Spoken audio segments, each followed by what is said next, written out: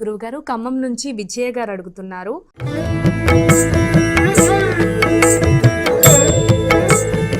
బర్బరీకుడికి ఒక కథ ఉంది.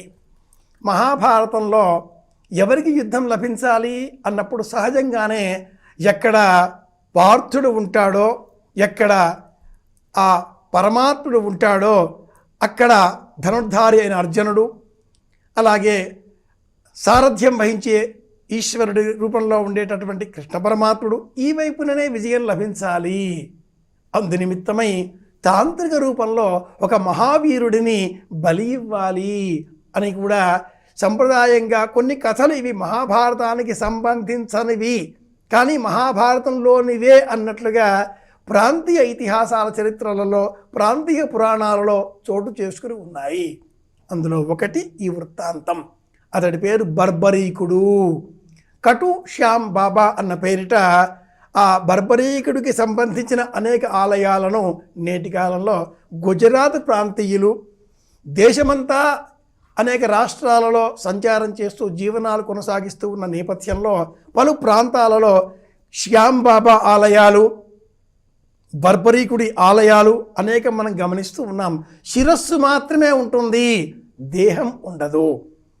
అలా బలిదానం చేసిన అనంతరం నా దేహానికి ఇలా బలిదానం జరిగిన తర్వాత కూడా నాకు ప్రాణం ఉండాలి, సత్యం గెలుస్తుందా లేదా నేను చూడాలి అంటూ బర్బరీకుడు కోరడంతో ఆ శిరస్సుకు మాత్రం ప్రాణం ఉండే విధంగా కృష్ణ పరమాత్ముడు అనుగ్రహించాడు.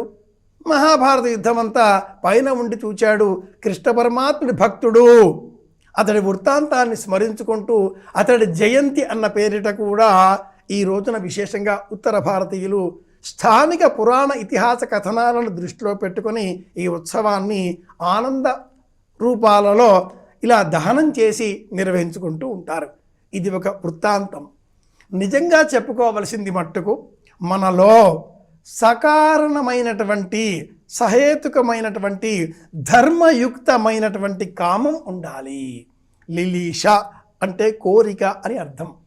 నా భర్త, నా భార్య, నా కుటుంబం, నా తల్లిదండ్రులు, నా అత్తమామలు, నా పిన్నమ్మ, పెదనాన్న, అలాగే నా కుటుంబ బాంధవులు, నా సన్నిహితులు, ఈ పట్ల నాకుండే మమకారం, వీరి పట్ల నాకుండేటటువంటి ప్రేమ, ఇది సకారణమైనది, సహేతుకమైనది, ధర్మయుక్తమైనది.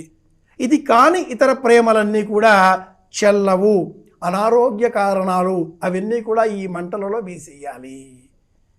ఇలా నిర్వహించుకోవాలి.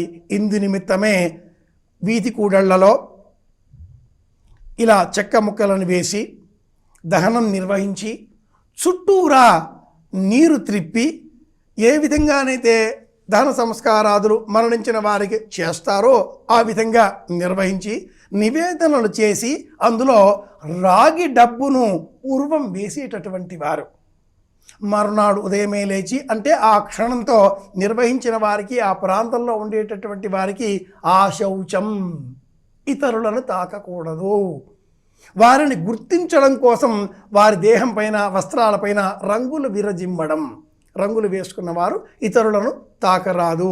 మరునాడు ఉదయం మళ్ళీ ఆ ప్రాంతానికి వెళ్ళి చల్లారిన ఆ చితి నుంచి భస్మమును సేకరించి నుదుట ధరించి స్నానాదికాదులు పూర్తి చేసి తీపి పదార్థాన్ని భోజనంగా స్వీకరించాలి.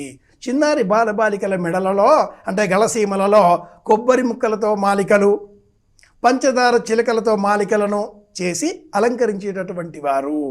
అలాగే ఈ కామదహనం నిర్వహించేటటువంటి ఆ చోటన వేసినటువంటి రాగి డబ్బులను బాగా కాలి ఉంటవి కనుక వాటిని సేకరించి వాటికి చిన్న బెజ్జమును ఏర్పాటు చేసి మెడలో రక్షగా, కృష్ణ రక్షగా, కృష్ణ యంత్రంగా ప్రాచీనులు అలంకరింపజేసేటటువంటి వారు.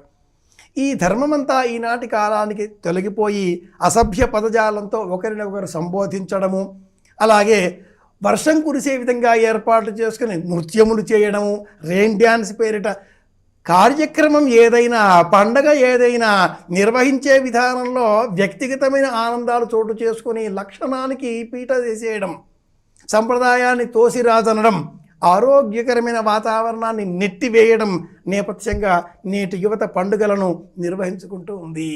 వీటిని మనం గ్రహించాలి. ఇందుకోసమే కామదహనం, రక్ష, కృష్ణ రక్ష అని చెప్పాలి.